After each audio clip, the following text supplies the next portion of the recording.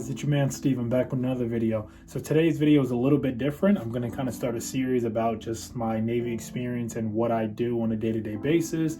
But today's video is going to be on my boot camp experience and what I experienced while I was at boot camp. So let's get right into it. So I just want to start off by giving this little disclaimer. My boot camp experience could be very, very different from others that have gone in the past or even in the future. Again, I just beat boot camp before the pandemic started, so I didn't have to wear a mask. I didn't really have much restrictions, and it was a normal boot camp experience.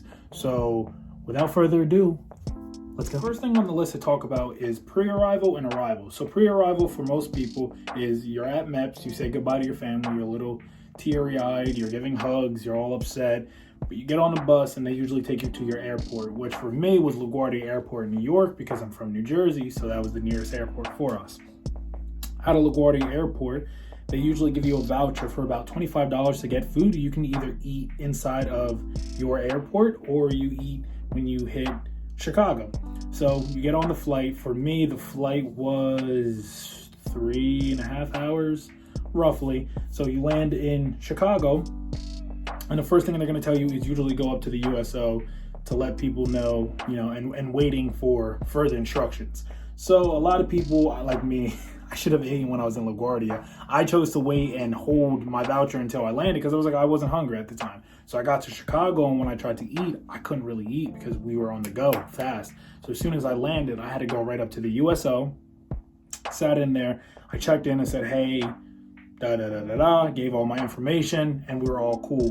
The check-in process with the USO, they tell you have about an hour to wait for the bus to come back, because usually what happens is the bus will pick kids up, drop them off, pick kids up, drop them off, and it's literally clockwork for them. So it's quick and fast, and again, you're not really enjoying your time there because it's time to go. It's time to go to boot camp. So it's the realization of this is real, this is really happening, kicks in, and that's what it was for me. For me, it was more of like, I'm really here, it's time to do it, there's no backing out now.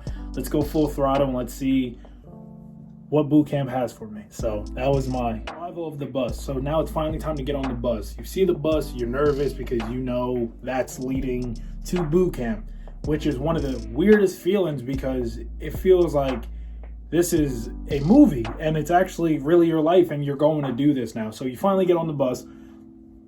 They have two screens. There's usually one right in front of you and then there's one right above you. They usually tell you don't go on your phone, just sit down, be quiet, watch the video. Now, this video, it basically is a little bit of everything, like Navy heritage, your chain of command, officers, just knowing the important things about the Navy and what you should know, your general orders. And what I advise, and I say to all the people all the time when you're going to boot camp, know your chain of command, know your general orders, know some of your Navy history, because it's important. It's very, very important. So now we're driving. I don't exactly remember how long the drive was. I know it wasn't too long from the airport to boot camp, but when you finally go through those gates, you realize there really is absolutely no turning back right now at this very moment. Now you're through the gates. You're kind of going through these little curves and, going through all these little different obstacles to get to where you're going. Now, it kind of feels like an anticipation on a roller coaster. You're at the very top and you're just waiting to drop. You know something's coming. You know it's coming. All those stories you've heard of, oh, this and this and that, you don't know until you're actually in those shoes and you're experiencing it firsthand. So they parked the bus, and when I say it felt like hell had entered the bus, like the devil himself came on the bus, because they come on the bus, get off screaming, cursing, just like going crazy, going nuts, like get off the bus, get off the bus, get off the bus. And you are just grabbing what you have, and you're just kind of like speeding. They're like, hurry, don't run, hurry, but speed up. Like, you don't know what to do. You're just distraught. You're just like, okay. So you walk inside this building and you're walking, and they basically say, everyone line up against line up. So there's flags. You're gonna go into the Pearl Harbor. That's the name of the building. You're gonna go into there, and there's gonna be flags on the deck. The deck is the floor. You're gonna walk in. You're gonna basically stand at these flags, and they're gonna basically say, look down, don't talk, and this is when stuff gets real very, very fast. you're walking and you're there, they basically tell you to stand at attention. So if you don't know what standing at attention is, you're gonna learn. I promise you. You will learn when you get there. But they're gonna basically show you the basics where you're gonna put your feet together. I forgot the exact degrees, exactly how far apart they should be. And they're gonna basically say, act like you have quarters in your hands, your thumb should be here, and you're gonna put them on the seams of your pants. You're standing at attention, you're looking down, you're wondering yourself, what the hell am I doing? Why did I do this? Like, a lot of people aren't used to being uncomfortable, and in this situation, they make you so uncomfortable where you have to learn how to just adapt on the fly. And it works. It works really, really well. So you're standing there and you usually have an RDC that comes out. So an RDC is a recruit division commander. And later in the story, I'll explain a little bit more on that. But an RDC comes out and they basically explain to you, and they have this red rope around, you know, whatever uniform they're wearing. At the time they were wearing their NSUs.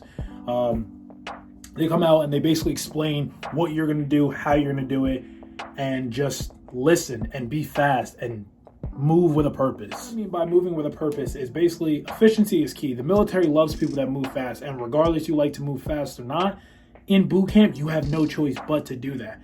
So after this, you basically get all your basic stuff. You get your shoe size. They give you your PT gear, which is going to be your best friend for the first week of boot camp before you get uniform sizing and all of these different things, etc., etc. Now you get your military ID photo. They take the picture, and the best part of it all, they shave your head. Yes, males, you have to shave your head off completely. Bald, bald, bald. No, oh, leave a little bit at the top, you know, fade on side. No, you're going bald. It's going to happen. If you're bald, they're going to shave it even balder. There's no real way of getting around it. Females, I don't really know what you guys have to do. I believe some females, I know some chose to get their hair short. I believe it had to be at least up to their shoulder, I believe. Don't quote me on that. So that's what it was for the haircut portion, and definitely going through the whole process. Now, mind you, I cut that in like 10 seconds, but this is over a time of like 15 hours. You're just standing around doing a bunch of checking stuff. So yeah, that about 15 to 16 hours have passed by. You're starting to get sleep deprived. You're starting to get tired. You're not sleeping. You're walking around, and they're doing everything down to your weight. They're making sure that, you know, your body fat and all the different things and numbers and all of this. And you're still getting screamed at, mind you, throughout the night. Like, you're not talking to your buddy next to you like, oh, hey, like, you ready for boot camp? Like, you're not, that's not happening. You're there, you're quiet, and you're standing at attention at all times, and don't doze off, and please don't get caught sleeping. Because if you think, oh, I'm just going to take a quick nap, rude awakening coming to you. So at this point, I felt like my manhood was already taken. I was bald. I was tired. I was sleepy. I just did not want to be there anymore. I already regretted doing it before I even got to the end. And I knew that I had to get that little kick in the butt for me to say, like, okay, I'm good. I'm going to keep pushing forward. Going through the process of that, you finally get your first meal. And for me, now, boot camp was an idea in my mind, but it didn't really feel real to me. Now, when it felt real to me was our first meal. It was finally breakfast, and it felt like it never really even happened. Like, it felt way longer than what it was. I remember sitting down and someone's sitting right across from you, and they're not talking. You're just staring at them. You're just eating like a robot, and you're just eating, you're eating.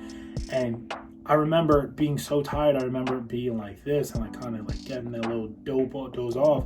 And I leaned forward, and my head hit the eggs, and I kind of woke up, and I was like, oh, like, and I like felt the top of my head, and I realized, I was like, oh my God, like, this is real. This is real.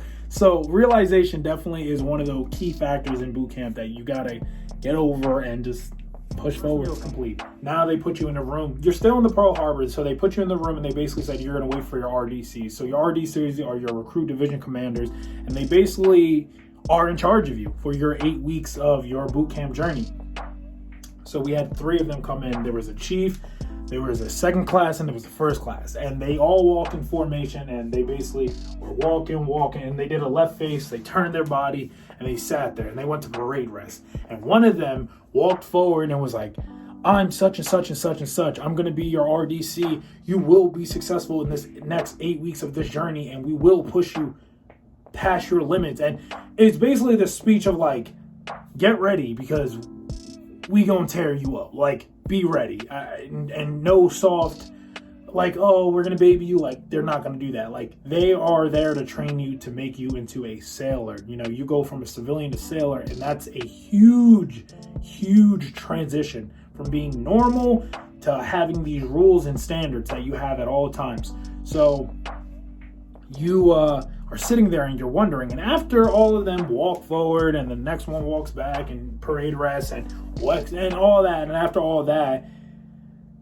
they start going crazy. Let's go shave your face. And you're like, whoa. You're sitting down like, wait a minute, what? So you're in the mirror and you have 5 minutes to shave your face. You're in there like, and luckily enough, I shaved my hair off before I went, but like I didn't shave like that. So I'm shaving, and I've never shaved before this. I know, make fun of me, it's funny. I never shaved prior to boot camp because I never shaved my face off. My face was never bald. So I shaved it and I cut myself and I was just all over the place and I'm putting foam and I'm like, oh God, and I'm just going. And I knew basics of shaving. So that was the first part of meeting our RDCs after all the screaming and yelling. They kind of calm down. I wouldn't say really super calm, but they're definitely there to teach you more than they are to yell at you. They love yelling at you, and they will yell at you the entire time. I promise you. They will yell at you. So don't be, super soft and think like, oh man, I'm going to, sleep around. Because usually it's the quiet ones that they're going to yell at the most because they want to know what ticks you. And that's how they are. That's how they get and break you down just to build you back up into a better man or woman and teach you everything you need to know to be a sailor. So throughout that process, you're going to kind of go through different little key factors of training. You're going to do things like firefighting. You're going to do gas chamber. You're going to learn how to moor lines, where you're going to learn how to tie certain knots in the lines. So if you're ever on a boat and you have to, pull into port or, leave port, you got to know how to do certain things. So it's important to know these things because you're going to use them eventually later down the line, especially if you're connected to a boat, which, there's a certain portion of people that are connected to boats and there's certain people that are squadron side like me, but that's another story for another day. But back to boot camp, you're going to get, I believe, 2 phone calls or 3. So you're going to go to the NEX. So that's our common exchange place where you can kind of get like basic supplies like cotton balls, tissues, cough drops. Cough drops are like the key factor. Those are like, oh my God, that's like the only candy you can get. And trust me, you're going to have sweet tooth at certain times. And then also I went in the winter, so it was so cold. It was so cold and you got so sick. And I remember being sick and like stuffy nose and like a hard cough and like, you don't want to go to medical constantly because if you go to medical, you miss training. And if you miss training, they could asthma you, which means they could push you back in training and they could delay you from, graduating on time with your division and seeing your family when you were supposed to see your family. So you kind of just hold stuff in and you just breathe and you pray to God that you're good. So that's really like, at least in my case, that's what I did. I was at boot camp. They're going to tell you at boot camp, if you're sick, go to medical. Don't fight it. Do not fight it. You do what you please. I'm just informing you what I know and what I've seen, especially being there. So like I said, cough drops are like the number one key factor if you go in the wintertime. Summertime, I don't really think you guys need it. I don't know if you guys get super sick like that. But the weather was a dramatic change. Like it was like -12 some nights. It was just so cold. So throughout those 2 phone calls, when you go to the NEX, you're going to buy supplies and they're going to allow you to go use the phone. So you're going to make a phone call. So you make your first phone call when you first move to your ship. So the first week you're at the Pearl Harbor, and then you and your whole division, you guys pack up, you guys walk to a ship, and that's going to be like your home for the next 7 weeks. That's where you're going to, every time you do some sort of PT or anything, or after chow, you're going to go up and that's your birthing, that's your home. So when you make the phone call, that first phone call is usually the most emotional. I'm not going to lie, I was a big baby, I was crying, I was emotional. It's because you don't understand like how well you have it until you don't have it anymore. And when you're in boot camp, you don't know this. You know what I mean? I went from sleeping on, you know, a huge bed to sleeping on a twin size mattress. Like, that's a hard adjustment for people, and me, let alone, you know, people. So if you're strong minded, I've never seen anyone make that first phone call. It's like, yeah, guys, I'm fine. Like, I'm having a blast. Like, I've never seen it. You know, maybe some people are going to be like, yeah, I did it. They're probably lying. You know, the second phone call though is usually the best one, and that's I want to say maybe like week 4 or 5, something along the lines there. That one, you're a lot more stronger because you've dealt with the punishments. You know what you're doing. You know how to walk in formation. You know, you're becoming one with your division, and you're learning, and that's the best feeling in the world, especially because you know you're getting so close to graduating in about 3 weeks, and it's the best feeling in the world. Like, making those calls and say, hey, like, I'm excited to see you guys. You know, I have battle stations coming up soon, which battle stations I'm not going to explain too much on, but battle stations is something towards the end of boot camp where they basically test you on all your stuff. I'm not going to give too much, but if you're going to be a United States sailor, you're gonna know what battle stations is. So yeah, you just get excited, you start prepping, you know, you start taking your divisional photos where you guys are all standing, you know, and you're in your dress blues or whites, whichever time you go to boot camp at. And it's just a great feeling overall. So definitely one of the best feelings I've had, especially with my experience going to have a lot of ups and downs with division, because you sleep with these people, you eat with these people, you shower with these people, and you train with these people. You're around this person or these people all day, 24/7 for 8 weeks. It's one of the hardest things to do, and to grip that concept of, okay, these are my shipmates, these are my brothers, these are my sisters, like, these are people that are going to go out to the fleet with me. You need to respect these people, and they need to respect you. And eventually, throughout the process of boot camp, you're going to get better with each other, and you're going to have great moments. You're going to have terrible moments. You guys are going to get beat together, and there's going to be times you're going to get beat for doing something they did, and you just have to learn how to take it to the chin and move forward. The end of the 8 weeks, when you graduate though, walking into that hall and, you know, walking in formation and them saying eyes right, and looking and seeing your friends and family and people that flew miles to come see you, it's the best feeling in the world, because 8 weeks ago you weren't the same person who you are today. So only thing I can give you for advice wise for boot camp, at least in my book, is work hard at all times. Push yourself farther than you thought you could push yourself. Mentally, it's all a game. That's all it is. You have to be strong at all times. Eventually, at some point, I'm going to make a part 2 of this, just in case I missed something or there's certain questions that you guys want to know, or I might even do a Q&A later down the line, just for certain pinpoint questions that you guys are curious about, whether it has to do with boot camp or after boot camp, or what's the process, or anything like that. Anything you guys want to know, just let me know, comment down below. And I hope you guys enjoyed this video, and thank you again for watching. Have a good one.